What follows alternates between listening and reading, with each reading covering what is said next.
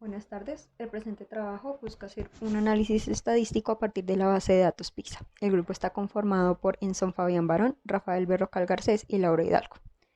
Y nos centramos en la composición nutricional de esta comida. Como saben, las pizzas pueden combinar distintos alimentos de la pirámide alimenticia. En su masa encontramos los carbohidratos, que son la base de la pirámide. En sus ingredientes podemos aportar el segundo y tercer piso con frutas, verduras, proteínas y lácteos. De acuerdo con esta información, el propósito de este trabajo es determinar qué tan saludables son las pizzas y si hay relación entre carbohidratos, calorías y proteínas principalmente. Según este plato saludable, nuestros alimentos deben tener 25% de proteínas, 25% de carbohidratos y 50% de vegetales. Vamos a empezar con el análisis descriptivo. A través de la media de cada tipo de pizza se halló la composición nutricional de cada una de ellas, encontrando que las pizzas que tienen un porcentaje adecuado de carbohidratos son la A, B, C, D, I y J, ya que tienen menos del 25% de carbohidratos en su composición, siendo la A la que menos carbohidratos tiene. Y aunque se llegue a pensar que si se tiene una media de carbohidratos alto, el porcentaje de calorías va a ser igual, la gráfica que vemos en esta diapositiva nos demuestra que aunque la pizza A es la que menos carbohidratos tiene, con un 1%, como lo vimos anteriormente, es la que tiene el promedio más alto de calorías, que es de 4.77%. También podemos evidenciar que la composición de grasa y sodio son similares en las pizzas, siendo la pizza A la que más grasa y sodio tiene. Ya si nos vamos a las proteínas, podemos ver una relación entre proteínas y carbohidratos. Las pizzas que más proteínas aportan son la A, B, C y D, siendo estas dos últimas las que más proteínas tienen. Además, se observa la relación que tienen con los carbohidratos, ya que las que menos proteínas tienen, más carbohidratos presentan. Otra de las medidas que queríamos resaltar es que al comparar la media y la mediana de cada una de las variables, aquí solo mostramos dos, se ve la poca diferencia que hay entre ellas. Es decir, que estos datos son muy similares.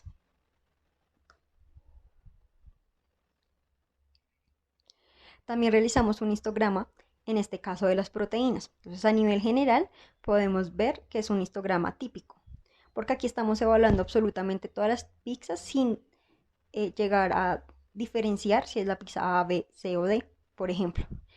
Entonces, podemos evidenciar que casi el 50% de las pizzas, sin importar su clase, como lo nombramos anteriormente, tiene entre el 6,98 y 10,38 de proteínas.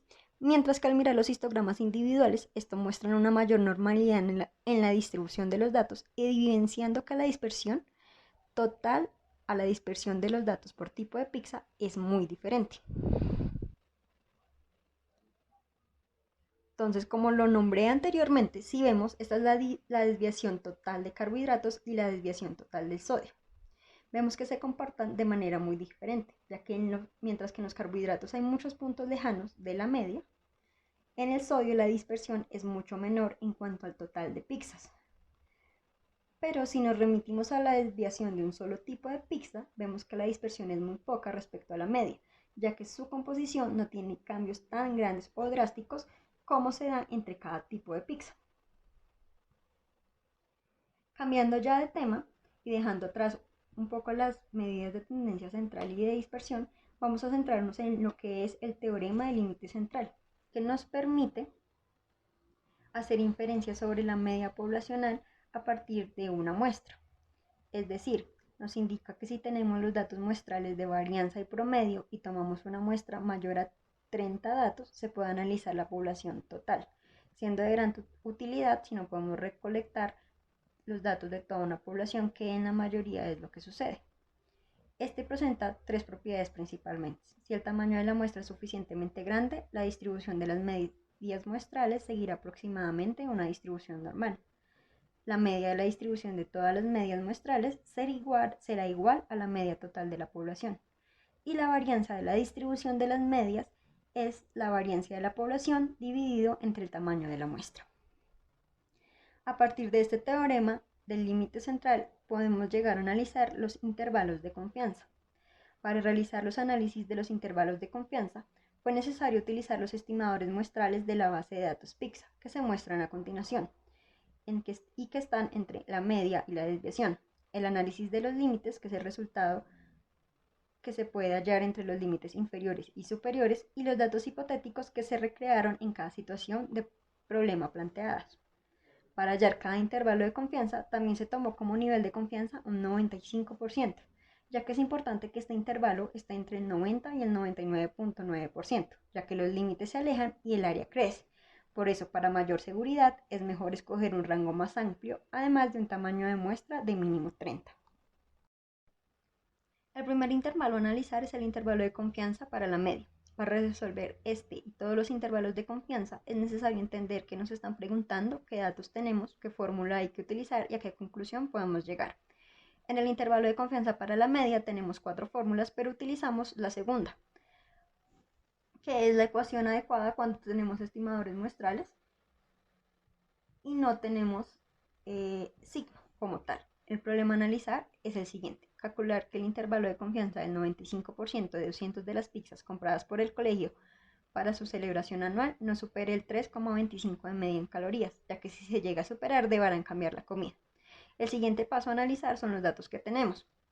Al analizar los datos que tenemos, sabemos que tenemos N con 200, que es la población, tenemos la media, que es de 3,27, tenemos la desviación, que es de 0,62, el nivel de confianza que queremos llegar a tener,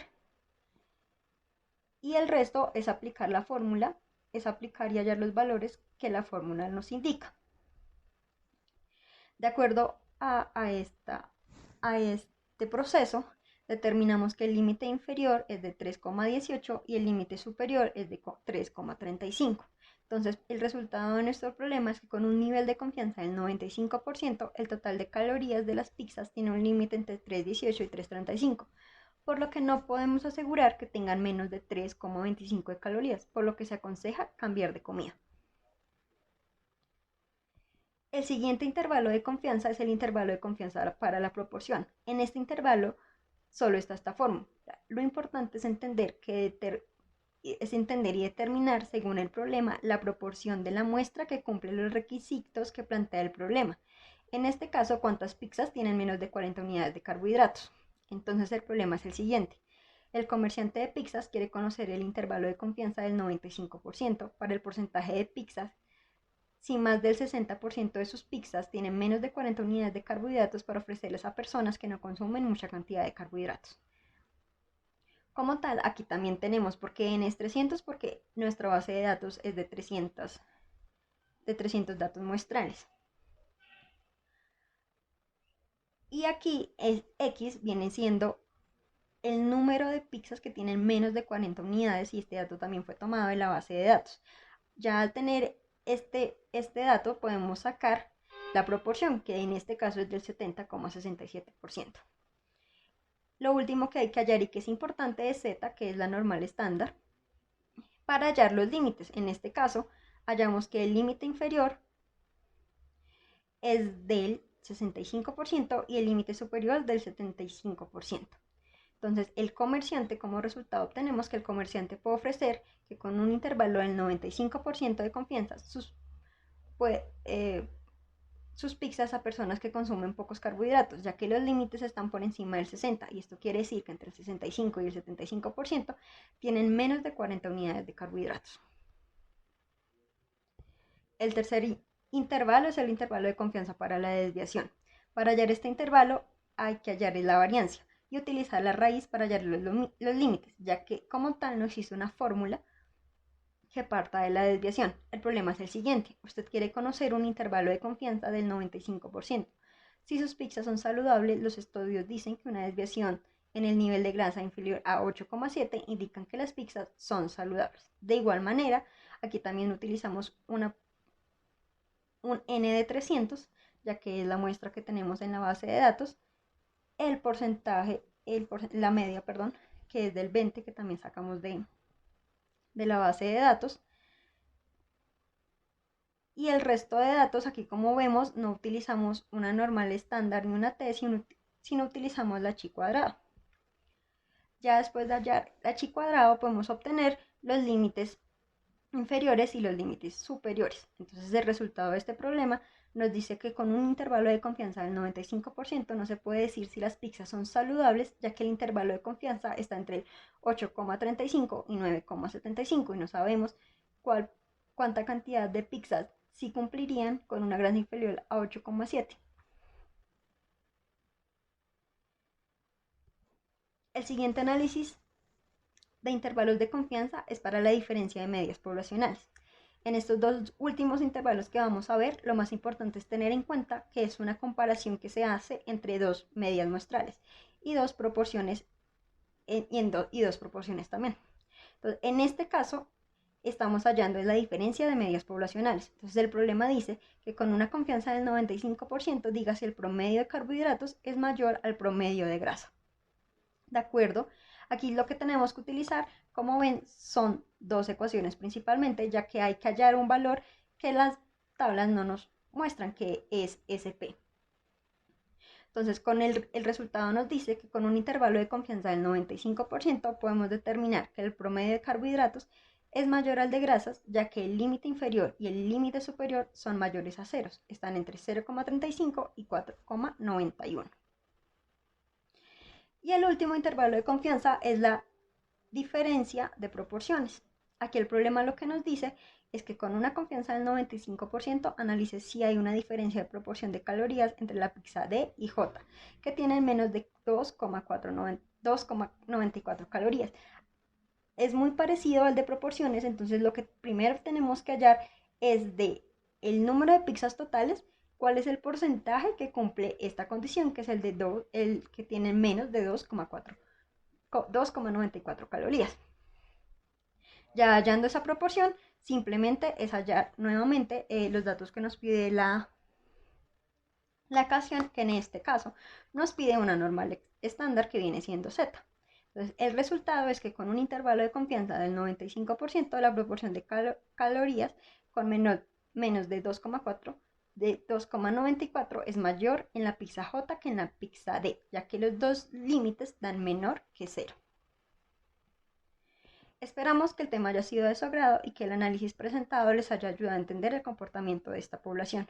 Como les informamos y les explicamos, lo importante de los intervalos de confianza es determinar qué información tenemos, qué información nos piden y a qué conclusión queremos llegar. Muchas gracias.